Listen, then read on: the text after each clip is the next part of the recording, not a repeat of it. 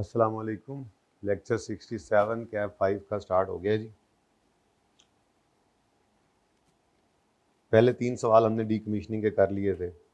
पहला हो गया था सिंपल कॉस्ट मॉडल, दूसरा रीवैल्यूएशन मॉडल हो गया, तीसरा ये भी कॉस्ट मॉडल का था, ये भी हो गया था। ठीक है जी, हैंडआउट आपके पास आ रहे हैं। तो ये जो हमने कल दूसरा सवाल किया है, ये है ना हैंडआउट में, वापडा वाला देखो ज़रा, इस हैंडआउट में है ना, मैंने डाला है। ठीक है, चले। अच्छा, उसके बाद चौथा सवाल आपके पास आ गया, देखें ज़रा। ये दूसरा सवाल कल किया था, हैंडआउट में नहीं था इसलिए आपको दे दिया। वैसे तो ईद के बाद वॉल्यूम 2 आ जाएगा, आप लेंगे तो पेज नंबर्स मैंने वही लिखे हुए हैं। ठीक है, अभी हम पहले करेंगे चौथा सवाल, फिर आप अगर सफ़ा पलटेंगे तो आपको 2 सवाल नज़र आएंगे। ये भी IAS 37 के अंदर पास पेपर है। कल आप पूछ रहे थे एथिक्स के साथ कैसे मिक्स होगा, ये क्वेश्चन नंबर 17 पास पेपर का जो है ये उसी के साथ ही मिक्स हुआ है, ऐसे ही मिक्स होगा बस। ठीक है, उसके बाद आपको क्वेश्चन नंबर 4 नज़र आ रहा है, ये बेसिकली IK के क्वेश्चन बैंक का। ये दोनों सवाल कहाँ पे पड़े हुए हैं? IAS 37 के चैप्टर में, पास पेपर में एक और एक क्वेश्चन बैंक में। फिर टाइम बच गया इंशाल्लाह, तो रोज़ लिमिटेड वाला जो सवाल था जिसमें हमने वो एडजस्टमेंट पेंडिंग की थी, वो वाला सवाल भी, उस एडजस्टमेंट को भी कर लेंगे होपफुली। ठीक है, तो शुरू करते हैं। सबसे पहले जो काम कल किया था वो ज़रा दोबारा करके। ठीक है, लेकिन आज हम वर्किंग करेंगे, आपको वो रीवैल्यूएशन और प्रोविजन का चेंज जिस तरह से कल किया था रीवैल्यूएशन मॉडल के अंदर, वो करेंगे ज़रूर। लेकिन आज मैं आपके साथ एक्सट्रैक्ट्स बनाऊंगा, P&L के, OCI के, बैलेंस शीट के एक्सट्रैक्ट्स बनाएंगे। एंट्रीज तो आपको यहाँ नज़र आ ही रही होंगी, वो तो हम यहीं से ही कर लेंगे आज भी। ठीक है, ओके, चलें। तो 359 पेज के ऊपर ये क्वेश्चन है, फिलहाल आपके पास हैंड आउट है। इस क्वेश्चन को ज़रा पढ़ते हैं जी। A company has installed a plant on seashore. It has agreed to restore the site at the end of agreement. ठीक है, उन्होंने एग्री किया हुआ है, तो ये अब इनके ऊपर ऑब्लिगेशन है, लीगल कंस्ट्रक्टिव दोनों में से जो भी ऑब्लिगेशन हो, बस वो आपने प्रोविजन बनानी होती है। फिलहाल आपको ये पता नहीं है लीगल कंस्ट्रक्टिव फ़र्क क्या होता है, पढ़ेंगे इस चैप्टर में जाके इंशाल्लाह। ठीक है, बहरहाल एक ऑब्लिगेशन है आपके ऊपर, जब आपने एग्री कर लिया तो आपके ऊपर अब ऑब्लिगेशन है कि आप रिस्टोर करेंगे इस साइट को। प्लांट खरीदा गया है और इंस्टॉला गया है 1 जनवरी 12 पे। ठीक है, जिस दिन इंटरेस्ट रेट 12% है। कॉस्ट ऑफ प्लांट 800 मिलियन और इंस्टॉलेशन के वक्त present value of decommissioning liability was 129.24, यानी जो फिगर हम निकाला करते हैं वो फिगर निकाल कर उसने दी हुई है। अब एक बड़ा अजीब काम हम करेंगे इस सवाल के अंदर, और वो काम ये होगा कि हम प्रेजेंट वैल्यू उसने निकाल कर दी हुई है तो वापस फ्यूचर वैल्यू निकालेंगे, क्योंकि पहली फिगर तो हमें मिल गई, चलो ठीक है, पहली फिगर तो हमने ये उठाकर लिख ली, लेकिन आपको पता ही है हमारा तो सारा सवाल प्रोविजन के लिए बेसिक इस पे करता है, वो फ्यूचर की वैल्यू जिसको पकड़ पकड़ के हर साल के एंड पे हम डिस्काउंट कर रहे होते हैं। ठीक है, यहाँ पे अब आप लिखें, ये प्रेजेंट वैल्यू उसने दे दी ना, तो यहाँ पे अब आप लिखें, if PV of dismantling is given in question, if present value of dismantling is given,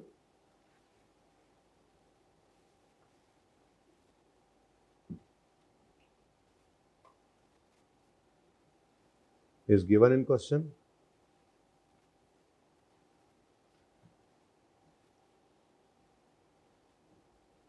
we will convert it into future value. कैसे निकालेंगे जी, कैसे कन्वर्ट करेंगे, कैसे कन्वर्ट करेंगे जी? 129.24 ये आज की वैल्यू है, और ये जिस दिन हमने इंस्टॉल किया है 12% रेट है, तो क्या लाइफ है जी? कहीं पे देखो सवाल के अंदर, सवाल के अंदर लाइफ दे दो। ये useful life of plant is 8 years and company follows straight line method. ठीक है जी, तो मुझे लाइफ मिल गई है 8 साल, यानी कि ये जो भी फिगर थी फ्यूचर की वैल्यू उसको 12% के हिसाब से इन्होंने डिस्काउंट किया है, 8 साल पीछे बुलाकर फिगर निकाल कर दी 129.24। हम इसको वापस लेके जाएंगे 8 साल बाद, तो 1.12 raise to power plus 8, answer is 300। अब ये हमारी हुआ करेगी वर्किंग 1, यानी कि हमने सबसे पहले ये काम किया। ठीक है, बल्कि मैं इसको यूँ कर लेता हूँ, इसको मैं वर्किंग 1.1 कह देता हूँ। वर्किंग 1 अपनी वही रखते हैं जो हमारी रूटीन की वर्किंग है, तो उसमें जो प्रोविजन की फिगर लेकर डिस्काउंट करते थे वो गिवन थी, लेकिन मसला ये है कि हम प्रेजेंट वैल्यू से तो खेलते ही नहीं थे, हम तो उसी फ्यूचर वैल्यू से हर साल के एंड पे खेला करते थे, उसको एक साल आगे बढ़ाया आगे बढ़ाया आगे बढ़ाया और बैलेंसिंग इंटरेस्ट निकालते थे। तो हमारी तो सारी गड़बड़ हो जाएगी सवाल की रूटीन, और हम तो उसी से कंफर्टेबल हैं। तो अगर कभी सवाल के अंदर वो फ्यूचर वैल्यू दे दे, प्रेजेंट वैल्यू दे दे डीकमीशनिंग की, तो उसको फ्यूचर वैल्यू में कन्वर्ट करना है। अब ये सवाल हमारा बिल्कुल पहले की तरह से बन गया है, यानी अब मैं यहाँ पे इसको 129.24 को काट कर यहाँ पे लिख सकता हूँ कि जो फ्यूचर वैल्यू है वो कितनी है, 320 है। और ठीक है, तो सवाल हम फिर भी उसी तरह से करेंगे जैसे आज तक करते चले आए, क्योंकि अभी बताता हूँ। ठीक है जी, वैसे मैंने बताया है लेकिन फिर बताऊंगा। खैर, it is a policy of company to measure its plant machine using revaluation model. On 31 December 12 कुछ हुआ है, इतना जबरदस्त गुस्सा कुछ हुआ है, और 31 दिसंबर 13 पे फिर कुछ हुआ है, और 31 दिसंबर 14 पे फिर कुछ हुआ है। लेकिन आपको पता ही है हमारी तरतीब का, पहले हम वहां पहुंच तो लेंगे। ठीक है, चलो जी सवाल शुरू करते हैं। तो मार्कर कहें भाई आपने, लें जी। वर्किंग नंबर 1 है हमारी, डेट, डिस्क्रिप्शन, मॉडल कौन सा है, revaluation, okay, plant, revaluation surplus, profit and loss, और आपकी प्रोविजन फॉर डिसमेंटलिंग। अब हम क्या किया करते थे, जो फ्यूचर वैल्यू होती थी उस की प्रेजेंट वैल्यू निकालते थे, जो उसने सवाल में दी हुई है। इन्होंने सवाल किया कि क्यों चाहिए, अभी उसकी तरफ ही आ रहा हूं। किस दिन हमने इंस्टॉल किया इसको जी, 1 जनवरी 12 पर। अब कॉस्ट जो है उसमें प्लांट की कॉस्ट कितनी है, 800 मिलियन प्लांट की कॉस्ट है। ठीक है, तो 800 हमने लिखा ब्रैकेट में। उसके बाद मैंने जो फ्यूचर वैल्यू निकाली है वर्किंग 1.1 में 320 की, मैं उसी को यूज कर रहा हूं। फिर अभी बताता हूं कि ये क्यों मुझे चाहिए थी। ठीक है, यहां पे हमने आकर लिखा 320, ये जी हमने बताया जी हमने वर्किंग नंबर 1.1 में निकाली है। ठीक है, तो 320 इंटू 1.12 रेज़ टू पावर -8, क्या आंसर आ गया, वही 129। आपने 129.24 को एसिडी कॉस्ट में ऐड कर दिया, और ये प्रोविजन 129.24 आपकी नजर आई। सवाल ये पैदा होता है कि हमने ऐसा क्यों किया, जब 129.24 गिवन था तो क्यों किया। उसका जवाब ये है कि मैं कहीं पे भी 129.24 सवाल में इस्तेमाल नहीं करता था। अगर कल और परसों वाली क्लास ली हुई है तो हम हर ईयर एंड के ऊपर जाकर इस 320 को ही पकड़ते थे, और इसको 1 साल और नजदीक और 1 साल और नजदीक, तो हमारे तो सारे में भी वो मैनेज हो जाता, लेकिन फिर पता नहीं कोई और तरीका होता। हमने तो हर सवाल एक ही तरीके से किया है, तो इस सवाल को क्यों नए तरीके से करें। तो हमने क्या करना है, अगर कभी फ्यूचर प्रेजेंट वैल्यू दे दे तो उसको फ्यूचर वैल्यू में कन्वर्ट करके अपना सवाल उसी तरतीब पे ले आना। अब हमारे सवाल में कोई मसला नहीं, अब ये कल वाला सवाल बन गया, जो कल मैंने आपको करवाया बस ये वही बन गया। और अगर आप इसको 129 लिख लेते और आपको इसका पता ना होता तो आगे क्या करते हैं। ठीक है भाई, सही है। अच्छा जी, कितना आता है जी, 929.24। नेक्स्ट, अब उसके बाद ब्रेक कहां पे जाके लग रही है, लाइफ देखो, ये हमने कॉस्ट ले ली, इसकी प्रेजेंट वैल्यू को फ्यूचर वैल्यू में कन्वर्ट करके 320 को ले लिया। उसके बाद 8 साल लाइफ है, और 31 दिसंबर 12 तक, अब चलो रीवैल्यूएशन मॉडल भी है, लेकिन फिलहाल तो 31 दिसंबर 12 तक कुछ हुआ नहीं है, तो 31 दिसंबर 12 तक आ जाओ। तो डेप्रीसिएशन निकालनी है तो डेट पहले हम नहीं लिखते होते, तो 929.24 डिवाइडेड बाय 8 जी 116.16, ये डेप्रीसिएशन आ गई। बुक वैल्यू 81309, ठीक है जी। ये बुक वैल्यू आ गई हमारी एसेट की 31 दिसंबर 12। अभी मैंने 31 दिसंबर 12 को अनफोल्ड नहीं किया कि वहां पे क्या हो रहा है, ठीक है। अब 31 दिसंबर 12 पे हमने क्या करना है, ये इधर देखो बच्चों सारे, ये यही तो मसला था, हमें 320 चाहिए था, ठीक है। तो 320 निकाल लिया। अब उसके बाद सवाल हमारा बिल्कुल नॉर्मल हो गया, जैसे सवाल हम पहले करते आ रहे थे। अब 320 इंटू 1.12, एक साल मजीद करीब हो गए हम लाइबिलिटी के, तो सेटलमेंट के जी 144.75। तो ये बैलेंसिंग क्या है, सिर्फ क्या गुजरा है, क्या वक्त ही गुजरा है ना। 320 भी अपनी जगह पे और 12% भी, सिर्फ क्या तब्दील हुआ है, वक्त। तो वक्त तब्दील हो तो इंटरेस्ट, ठीक है। तो ये बैलेंसिंग कितना 15.51। ये जो दो डेसिमल वाला चक्कर सवाल ने फंसा दिया इसमें, चले खैर। ये क्या आ गया जी हमारे पास, इंटरेस्ट।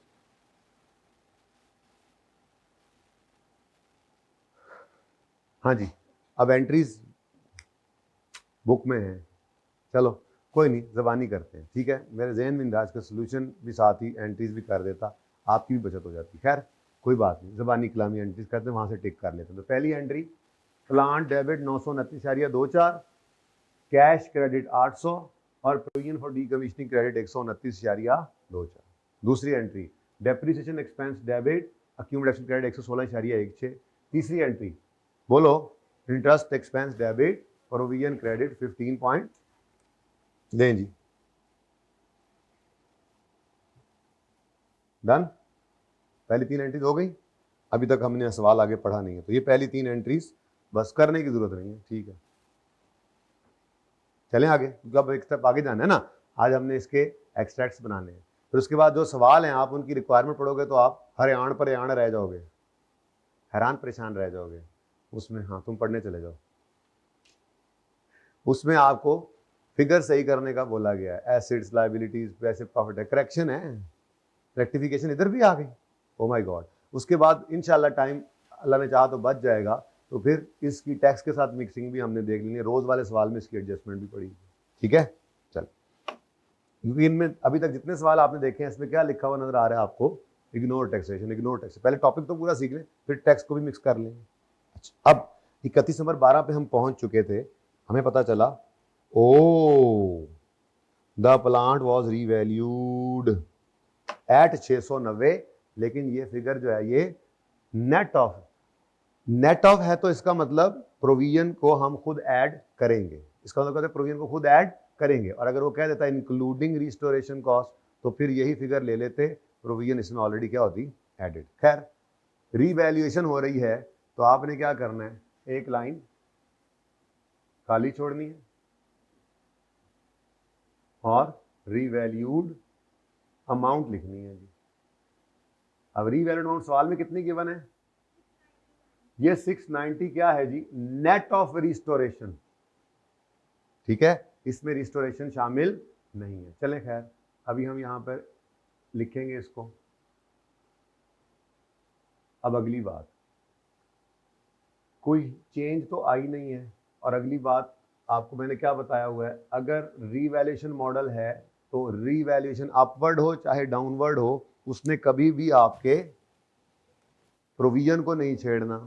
इसका मतलब ये लाल है, लाल है, बस थोड़े से दिन रह गए हैं, तरबूज जा रहा है, घर जाके खूब तरबूज खाना, गोश्त ना खाई जाना, मैदे खराब करके आ जाओ। अच्छा जी, तो ये देखो डैश क्यों लगा दीजिए, पहले ही लगा दीजिए, इसमें कोई चेंज नहीं आना, क्योंकि रीवैल्यूएशन अपवर्ड होगी या डाउनवर्ड होगी, उसने प्रोविजन को कुछ भी नहीं कहना। यानी प्रोविजन कितनी रहनी है, क्योंकि 320 ही है, 12% ही है, 7 ही है, उधर देखो डेट तो चेंज नहीं हुई। अब यही वो फिगर है जिसको हमने मैनुअली जाकर यहाँ ऐड करना है 144 पॉइंट, क्योंकि उसने क्या कहा है 690 में रिस्टोरेशन की कॉस्ट शामिल नहीं है। ये कल भी किया था, कोई मसला? सही है, बताओ। 830, लो जी सरप्लस आ गया। कितना सरप्लस है? रीवैल्यूएशन सरप्लस आ गया जी। कितना सरप्लस है? 21.666। अच्छा, अब सरप्लस आया मतलब खुशी है। इस खुशी ने देखना है पहले कोई गम तो नहीं पड़ा। कोई गम नहीं पड़ा तो ये एंट्री बनेगी asset debit revaluation surplus in OCI credit 21.66। याद आया कुछ? इधर कुछ नहीं जाना। अगर कुछ फर्क होता भी तो पीएनएल में ही एडजस्ट हो जाता, यही हमने सीखा था। ठीक है, बस ये बात याद रखनी है आपने। तो ये जनाब 21.66 आ गया ऐसे ही, ठीक हो गया जी। और उसके बाद कहानी आगे चलाते हैं, चलो गुजारा करते हैं। उसके बाद 12 इज एंडेड। अब 12 के अंदर क्या हुआ है? रीवैल्यूएशन हुई है। क्या हुआ है? रीवैल्यूएशन के दिन कितनी एंट्रीज होती हैं? दो एंट्रीज होती हैं। पहली एंट्री अक्यूमुलेटेड को ट्रांसफर करते हैं एसेट अकाउंट में, तो वो सिर्फ 116.16 ही है। तो पहली entry accumulated debit debit asset credit 116.16 से। दूसरी entry asset debit plant debit revaluation surplus in OCI credit. Tick कर लें इन एंट्रीज को। एक्यूमुलेशन डेबिट एसेट क्रेडिट 116.16 और asset debit surplus in OCI credit. ठीक है जी, ये तीनों एंट्रीज बल्कि पांचों एंट्रीज हो गई हमारी। 12 इज ओवर, कोई मसला? 13 में आए तो 13 के एंड पे कुछ हो रहा है, लेकिन हमारा क्या मसला है? हम पहले 13 पे पहुंचना चाहेंगे फिर देखेंगे क्या हो रहा है। ठीक, यही तरतीब रखी है हमने। तो 13 के एंड पे पहुंचना है तो डेप्रिसिएशन करनी पड़ेगी। डेप्रिसिएशन के वक्त डेट नहीं लिखनी। अब डेप्रिसिएशन में लेटेस्ट रीवैल्यूड अमाउंट पकड़ेंगे, उसको डिवाइड करेंगे रिमेनिंग लाइफ से। वो रिमेनिंग लाइफ जो रीवैल्यूएशन के दिन है, तो 1 साल गुजरा है, 8 साल लाइफ थी, रिमेनिंग कितनी है? 7। ठीक हो गया जी। और साथ ही आपको पता है नशर भी करना पड़ेगा, तो 21.66 डिवाइडेड बाय 7 कर दें जी। तो क्या डेप्रिसिएशन आ गई? 119.25 और 3.10। ठीक है जी, बुक वैल्यू निकाल के रख लो जी।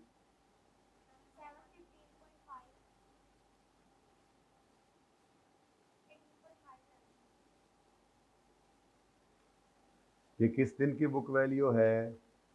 31 दिसंबर 13 की। इधर कुछ चेंज आना है, लेकिन अभी हम सारा काम कर लें फिर देखते हैं क्या चेंज आना है। ठीक है, अच्छा।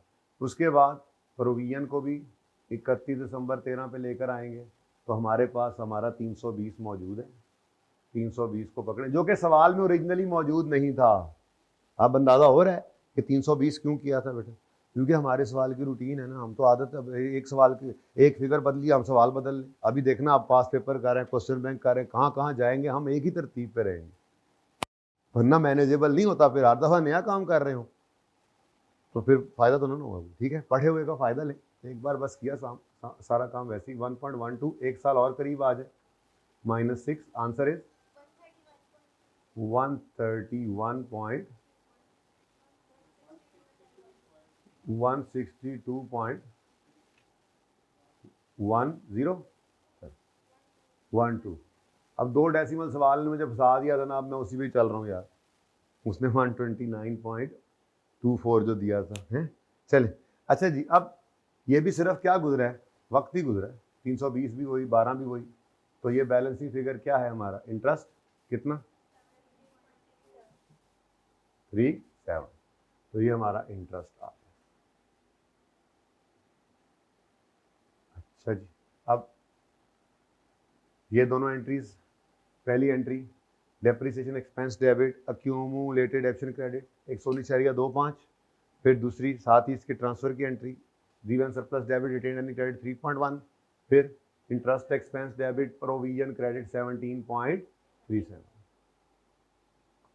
ठीक हो गया जी। अब देखते हैं 31 दिसंबर 13 पे क्या हुआ जी। क्या हुआ? ओ मजदूरों ने क्या कहा, हम तो ना लेंगे 320, बल्कि हम तो लेंगे 550 रुपये। तो now this is change in estimate. ये क्या है, चेंज इन एस्टीमेट है। तो आपने एक लाइन खाली छोड़कर रिवाइज्ड बुक वैल्यू निकालनी है 31 दिसंबर 13 पर, ठीक है। अच्छा, अब जब आपने रिवाइज्ड बुक वैल्यू निकालनी है तो ये प्रोविजन की वजह से बुक वैल्यू रिवाइज हो रही है, ऐसा ही है। तो प्रोविजन का जो चेंज है रीवैल्यूएशन मॉडल में, सबसे पहले हमने उस चेंज इन एस्टीमेट के बारे में ये लिख लिया करना, इधर नहीं आ सकता, जो मर्जी हो जाए इधर नहीं। प्रोविजन का चेंज कॉस्ट मॉडल में एसेट को हिट करता है, रीवैल्यूएशन मॉडल में एसेट को हिट नहीं करता, ठीक है। अच्छा, अब अपना काम करते हैं जी। क्या कह रहे हैं जी मजदूर, हमने 500, बाकी इंटरेस्ट रेट में कोई चेंज तो नहीं आया और ये भी सेम है। अब क्या हो रहा है, वक्त भी नहीं बदला, जज्बात भी नहीं बदले, हालात बदल गए। तो this is change in estimate. दो ही एस्टीमेट चेंज हो सकते हैं, या इंटरेस्ट रेट चेंज हो जाए उस वजह से प्रोविजन बदल जाएगी, या इसकी डिसमेंटलिंग की कॉस्ट बदल जाए, ठीक है। बताओ जी। G2 यूजफुल लाइफ भी चेंज हो जाए तो ठीक है, वो होगी तो वो भी शायद इसको छेड़ दे, क्योंकि डिस्काउंटिंग चेंज हो जाएगी, वो थोड़ा सा इम्पैक्ट वो भी आ जाएगा। हम अपनी तरतीब पर हैं, हमें कोई फ़र्क ही नहीं पड़ना, जो मर्जी चेंज होता रहे। लेकिन जो चेंज होता है इन सवालों में मैं वो बता रहा हूँ, नॉर्मली यूजफुल लाइफ चेंज होती नहीं है, ठीक है, इन केसेस में नॉर्मली, ठीक है। बहरहाल हो जाए तो कोई मसला नहीं, आपको उसूल पता है, आप कर देना वैसे ही काम सारे, ठीक है। वो तो आपने बचपन में सीखा। 278.65, okay. Now this balancing figure is कितनी, 116 अच्छा, अब ये 116.53 प्लस है या माइनस है, प्लस है, मतलब प्रोविजन में इंक्रीज है। खुशी की बात है, खुशी की बात नहीं है, गम की बात है। अब इस गम ने आके पहले देखा, कोई खुशी पड़ी है, बिल्कुल पड़ी नहीं, तो उसने सारी खुशी को कला कमा कर दिया, कच्चू कमा नहीं, कला कमा। फिर भी बच गया गम, तो कहाँ जाएगा, कितना, 97.96, and this is change in estimate, ठीक है जी। 31 दिसंबर 2013। तो हमने लाल रंग रखा हुआ है रीवैल्यूएशन का और नीला रंग रखा हुआ है एस्टीमेट चेंज का।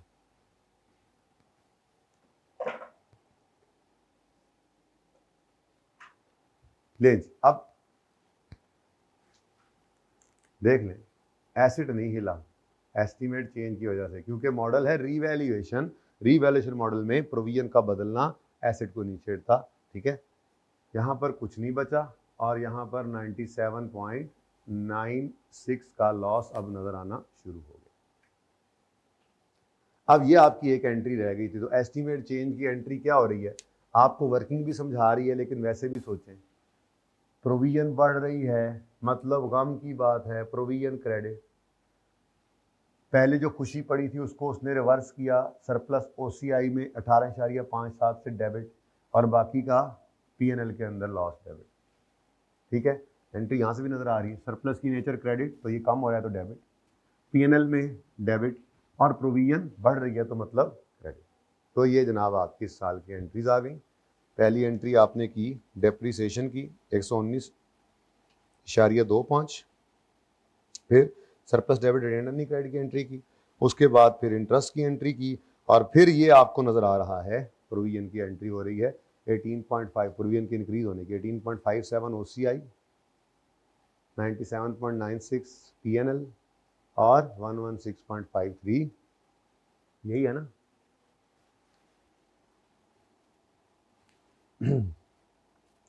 फिर जनाब कह रहा है 31 दिसंबर 14 पे कुछ हो रहा है। मैंने कहा अच्छा पहले पहुंच तो लें, फिर भी देख लेते हैं। एस्टीमेट चेंज हुआ है, तो अब चेंज इन एस्टीमेट के बाद डेप्रीसिएशन हम कैलकुलेट किया करते हैं रिवाइज्ड बुक वैल्यू पे और रिमेनिंग लाइफ, ठीक है। रिवाइज बुक वैल्यू जो मैंने इसलिए यहाँ पे डेट नहीं लिखी ताकि आप कंफ्यूज कभी ना हो जाए, गलती ना कर दें। कभी भी डेप्शन को निकालते पहले मैं डेट नहीं लिखता, गलती से ही कहीं उस डेट को देख के लाइफ शायद ना निकाल लो। लाइफ किस दिन निकालनी है? जिस दिन ये एस्टीमेट चेंज हुआ या जिस दिन जैसे रीवैल्यूएशन होती है। तो डेप्शन निकालते हुए डेट ना लिखा करो, एहतियातन, गलती के चांसेस कम हो जाएंगे ज़रा। तो 715.5। अब रिमेनिंग लाइफ भी किस दिन निकालनी है? इसी दिन। अब 1 जनवरी 12 से 31 दिसंबर, 12 31 दिसंबर 13, 2 साल गुजर गए, 8 साल लाइफ थी रिमेनिंग, तो 6 से डिवाइड किया। साथ ही नशर भी करना पड़ेगा, 97.96 के लॉस को भी आपने 6 से डिवाइड कर देना। आंसर और प्लस 0.3। बुक वैल्यू बताओ, 596.25 63। अच्छा जी, अब ये बुक वैल्यू किस दिन की आ गई है? 31 दिसंबर 14 की। और ये बुक वैल्यू अभी आई है एसेट की। अभी हमें प्रोविजन की भी बुक वैल्यू चाहिए, कैरिंग वैल्यू, कैरिंग अमाउंट चाहिए 31 दिसंबर 14 की। तो उसका तरीका वारदात तो आपका क्या है? 550 को पकड़ा, 1.12 किया, उसके बाद ये 1 साल और गुजार लिया है आपने, तो -5 हो गया। अब ये बैलेंसिंग इंटरेस्ट है 33.4। तो भाई ये 3 एंट्रीज हो गई, मैं 2 एंट्रीज होंगी। पहली entry depreciation expense debit accumulation credit 119.25। दूसरी एंट्री नहीं होगी, प्लस वाली एंट्री नहीं करते होते। तीसरी entry interest expense debit provision credit. ठीक है, depreciation expense debit accumulation credit 119.25 और उसके बाद इंटरेस्ट डेबिट प्रोविजन क्रेडिट 33.43। बीच वाली प्लस की एंट्री नहीं होगी। अब पहुंच चुके हैं जी 31 दिसंबर 14 पे। की होया पाए थानू और ये एस्टीमेट चेंज हो गया। It is estimated that site registration would cost ले कम भी हो सकती है। वाह वाह, सुभान अल्लाह। मजदूरों ने कहा हम मुफ्त में भी कर देंगे चलो थोड़े से पैसे दे देना। 120 मिलियन का उन्होंने कहा है कि वो लेंगे। अच्छा अब ये देखो, यहाँ पर ये ना समझना, ये प्रेजेंट वैल्यू, ये प्रेजेंट वैल्यू लिखा हुआ है। Site restoration cost, site restoration would cost, तो ये पहले ही फ्यूचर वैल्यू, ये ना कहना ये प्रेजेंट ही है। इससे सारा सवाल ही गड़बड़ हो जाना था अगर हमने उसको उसी तरह से ले लिया। तो हमने उसको भी अपने मुताबिक फ्यूचर वैल्यू बना लिया, आगे सवाल वैसे ही चल रहा है। पहले वाले के अंदर क्या लिखा, उसने प्रेजेंट वैल्यू इतनी है और आगे वही लिख रहा है वुड कॉस्ट लाइफ के एंड पे, तो वो फ्यूचर वैल्यू ही दे रहा है। ठीक है, तो एस्टीमेट चेंज है, बोलो एक लाइन आपने खाली छोड़नी है और रिवाइज्ड बुक वैल्यू आपने निकालनी है। अच्छा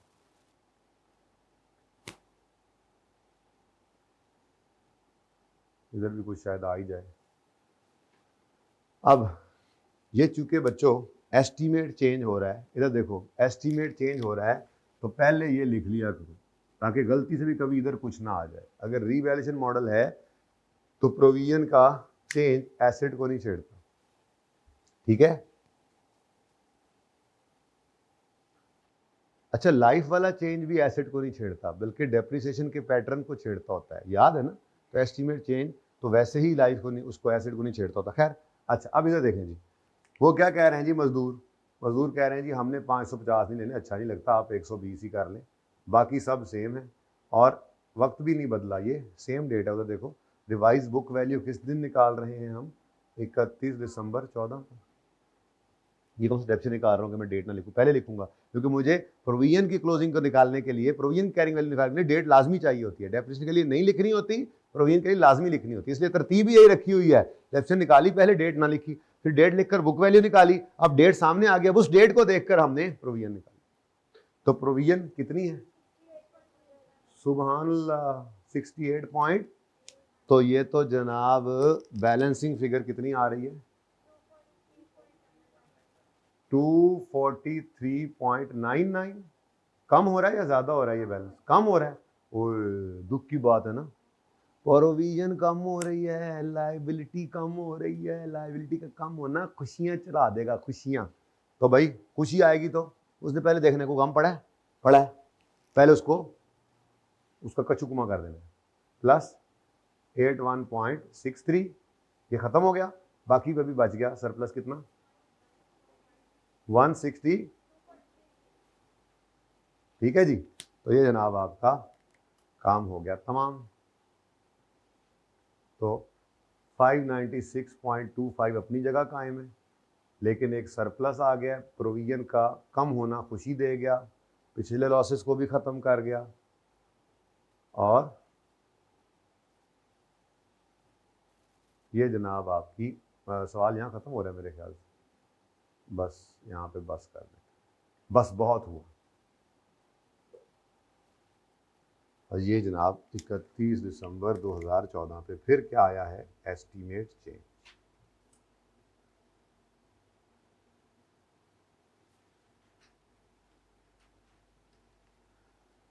तो रीवैल्यूएशन होगी तो वो प्रोविजन को नहीं छेड़ेगी रीवैल्यूएशन मॉडल में, अगर आप चल रहे हैं और प्रोविजन फॉर डिसमेंटलिंग है, और अगर एस्टीमेट चेंज होगा तो वो एसेट को नहीं छेड़ेगा रीवैल्यूएशन मॉडल में। जबकि कॉस्ट मॉडल के अंदर आपके एस्टीमेट का चेंज, प्रोविजन का चेंज सीधा ही जाकर एसेट को हिट करता है।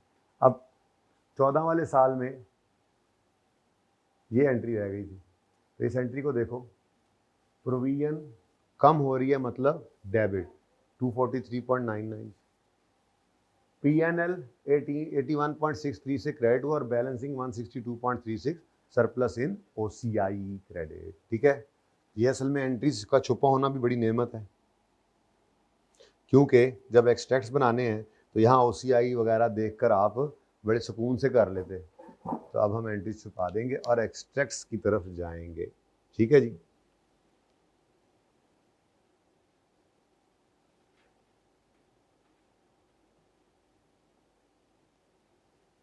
बन ही जाएंगे वहाँ पे एक्सट्रैक्ट्स।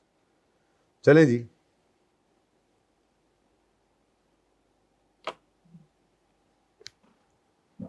तीन साल हैं,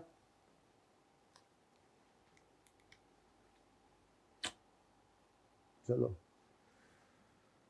स्टेटमेंट ऑफ कंप्रीहेंसिव इनकम के एक्सट्रैक्ट्स बनाने की कोशिश करते हैं जी, जिसमें पीएनएल भी होगा और ओसीआई भी होगा। स्टेटमेंट ऑफ फाइनेंशियल पोजीशन की भी बात यहीं पे ही करनी पड़ेगी।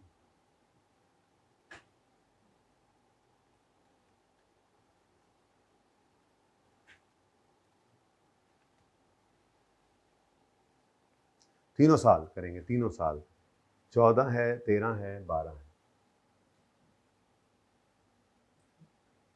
For the year ended 12, 13, 14, balance sheet as on 12, 13, 14।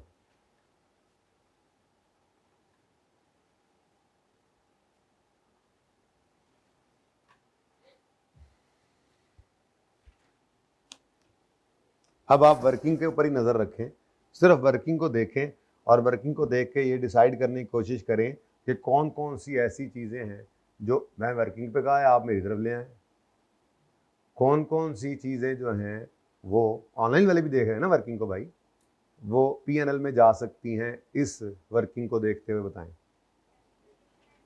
डेप्शन expense जा सकता है, बिल्कुल ठीक, इंटरेस्ट एक्सपेंस बिल्कुल ठीक, और पीएनएल आपको वर्किंग में नजर आ रहा है ना, पीएनएल तो वही हिट होती थी, पीएनएल को लगने वाली हिट तो इंक्रीज इन प्रोविजन या डिक्रीज इन प्रोविजन, गेन या लॉस, गेन या लॉस प्रोविजन की वजह से जो आ रहा है वो पीएनएल के अंदर जा रहा है। ठीक है, तो जिस दिन रीवैल्यूएशन होती है या एस्टीमेट चेंज होता है, इंपॉर्टेंट बात, जैसे रीवैल्यूएशन के वक्त कहा था कि रीवैल्यूएशन वाले दिन वो येलो और पता नहीं कौन कौन सी लाइनें थी, अब तो याद नहीं रहा मुझे, उसमें पीएनएल की अगर कोई हिट है तो ये वो चीज़ है टैक्स के पॉइंट ऑफ व्यू से, जिसको टैक्स वाला ने मानना नहीं तो उल्टाना पड़ेगा, याद आ रहा है। तो यहाँ पर तो कोई पीएनएल को हिट नहीं लगी, लेकिन यहाँ पर हिटें लग रही हैं। 97 का लॉस है और 81 का रिवर्सल ऑफ लॉस यानी गेन है प्रोविजन के चेंज की वजह से, ये पीएनएल में पड़ रहा है। फिर इसी लाइन के ऊपर आपको सरप्लस इन ओसीआई नजर आता था, तो ये माशाल्लाह से इधर भी है, इधर भी है, इधर भी है, यही वो लाइंस थी, रीवैल्यूएशन का दिन, एस्टीमेट चेंज का दिन, एस्टीमेट चेंज का दिन, इसी दिन की जो है वो गड़बड़े हैं। तो सीधी सीधी चीजें तो दो ही हैं, कौन सी? Depreciation, expense. बताओ जी बहुत सुकून से, 12 का 116.16, 13 का 119, यानी एक्सट्रैक्ट्स बनाना तो बहुत आसान है अगर वर्किंग हो जाए तो। ठीक है, बताएं जी 12 का क्या है जी? 116.16, उसके बाद 13 119.25 की डेप्रिसिएशन आ गई, और 14 में सेम है 119.25। ठीक है जी, तो ये जनाब आपका डेप्शन आ गया। इंटरेस्ट लिखें जल्दी से।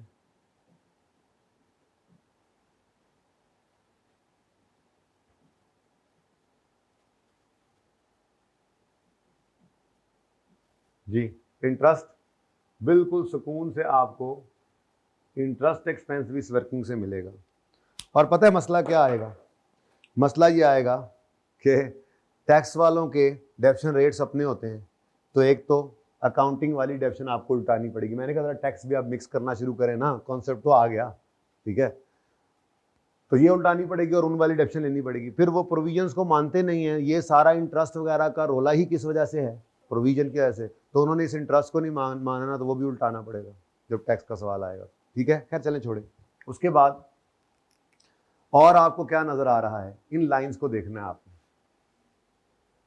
सरप्लस इन ओसीआई, तो रीवैल्यूएशन, चेंज इन, क्या लिखते होते थे? चेंज इन रीवैल्यूएशन सरप्लस, तो पॉजिटिव चेंज है 21.66 आ गया। ठीक है, और 31 दिसंबर 2000, अगर साथ साथ ही चलें, अगर मैं तो कहता हूँ 1 बाय 1 करते हैं, एक एक साल करके करते हैं। ठीक है, चलो अब मैंने वो डेप्शन तो लिख ली है, उसका मुझे माफ़ी दे दो, वो माफ़ीनामा आप दे दो मुझे। हम 1 बाय 1 चलते हैं। 12 वाले साल में पीएनएल में क्या आ जाएगा? 116.16 का इंटरेस्ट और 15.51 की का इंटरेस्ट एक्सपेंस, 15.5। ठीक हो गया? इधर देखो, जरा देखो भाई ना, बात करना आप। उसके बाद अभी भी 12 चल रहा है, ईयर एंड पे रीवैल्यूएशन आई है और रीवैल्यूएशन सरप्लस इन ओसीआई वाली फिगर आ रही है, तो चेंज इन रीवैल्यूएशन सरप्लस आ गया 21.66। ये हमने ओसीआई को अब भुगता दिया, स्टेटमेंट ऑफ पूरी एसओसीआई को भुगता दिया। अब आते हैं बैलेंस शीट की तरफ। बैलेंस शीट में दो चीजें नजर आएंगी या तीन? 31 दिसंबर 12 पे खड़े होकर एक तो प्लांट नजर आएगा नॉन करंट एसेट्स में, दूसरा रीवैल्यूएशन सरप्लस नजर आएगा इक्विटी में, तीसरा प्रोविजन नजर आएगी नॉन करंट लायबिलिटीज में। ठीक है, तो ये तीनों चीजें ले लेते हैं जी। नॉन करंट एसेट्स में आपको प्लांट दिखेगा, उसके बाद आपको इक्विटी में रीवैल्यूएशन सरप्लस दिखेगा,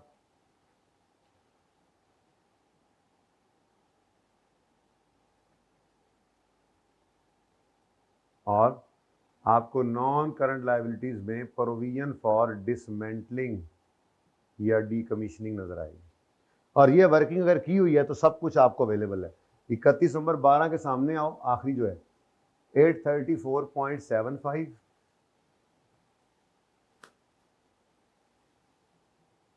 नेक्स्ट 31 दिसंबर 12 पे रीवैल्यूएशन सरप्लस 21 पॉइंट, क्लोजिंग उठाना है 21.66, और 31 दिसंबर 12 पर क्लोजिंग उठाना है, रेड नहीं, क्लोजिंग उठाना है 144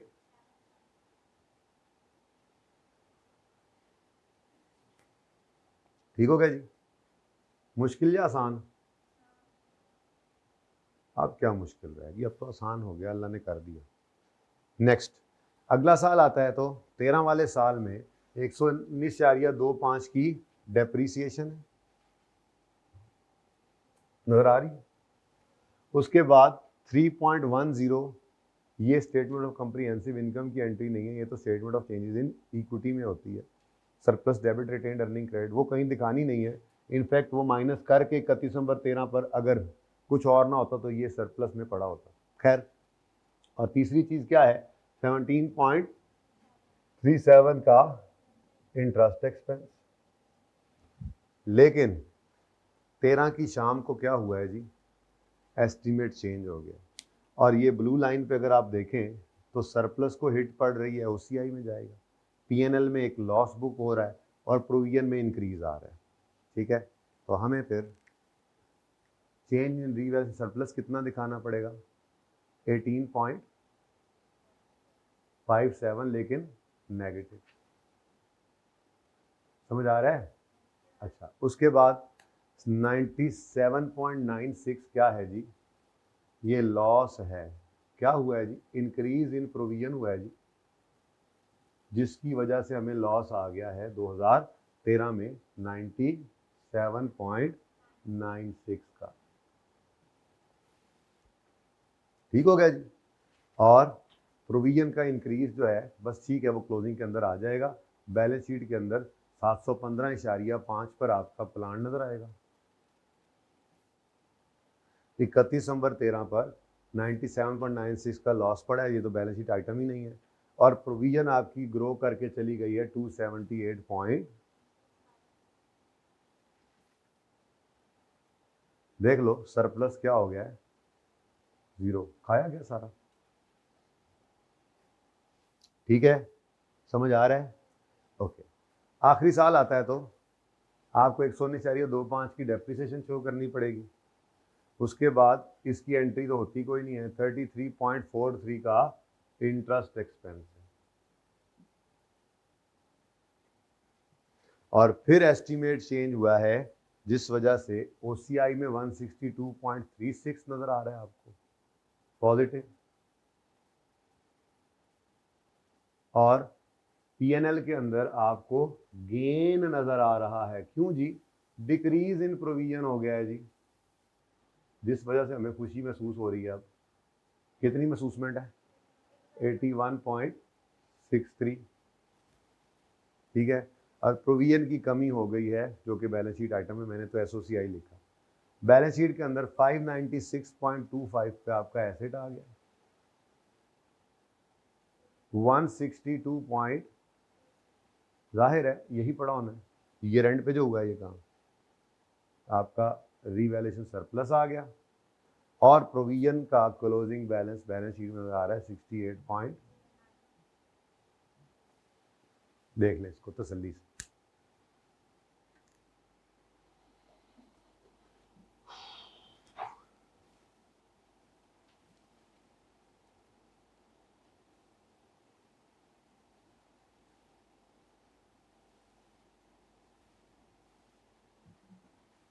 statement of changes in equity बनाने की जरूरत तो नहीं है ना, समझ आता है? अच्छा, अब जब टैक्स वाले आएंगे, यानी कि यही एडजस्टमेंट टैक्स में आ जाएगी, तो टैक्स वाले क्या कहेंगे, हमारे डेप्शन रेट्स अलग हैं, तो इसका मतलब आपको ये वाली डेप्शन यानी वर्किंग वाली डेप्शन उल्टानी पड़ेगी, और टैक्स वालों की डेप्शन अलग रेट्स वाली चार्ज करेंगे। फिर उन्होंने प्रोविजन को नहीं मानना होता, तो ये इंटरेस्ट वगैरह भी आपको उल्टाना पड़ेगा, ये लॉस भी उल्टाना पड़ेगा, ये गेन भी उल्टाना पड़ेगा। जिस साल में खड़े हैं उस साल के अंदर ये मसाइल होंगे। फिर हमारी कैरिंग अमाउंट ये है, उनकी टैक्स बेस डिफरेंट होगी, क्योंकि रेट ऑफ डेप्शन डिफरेंट है, हमने प्रोविजन ऐड की, उन्होंने वो ऐड नहीं की हुई होगी। उसके बाद रीवैल्यूएशन सरप्लस चक्कर ही कोई नहीं, ये तो उससे ऊपर ऊपर कहानी है, इससे नीचे तो बात ही कोई नहीं होती, तो ये तो वैसे ही साइड पे हो गया। और प्रोविजन की कैरिंग अमाउंट्स ये होंगी, टैक्स बेस 0 होगी, खत्म कहानी। समझ आया? ये समझ आया है? आपको अगर अकाउंटिंग आती है ना, तो फिर आपको IAS 12 में मसला नहीं। आपने जो अगर किसी बात पे हमारा और टैक्स वालों का इख्तलाफ हो जाए, तो जो अकाउंटिंग में किया उसको उल्टा देना है, और जो टैक्स वाले कह रहे हैं उसको रिकॉर्ड कर लेना है। ठीक है, कैरिंग अमाउंट टैक्स बेस आप बैलेंस शीट में लेते हैं, किसी जगह सिर रख ले भाई, पिछला बड़ा तंग हो रहा है मुंडा। ठीक है, अच्छा नहीं जी, नोट कर लें इसको।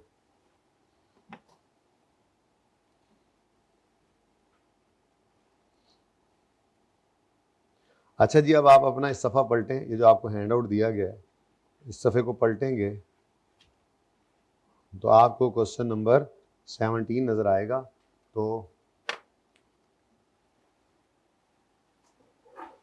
इसको शुरू करने से पहले हम पार्ट 2 शुरू कर लेंगे।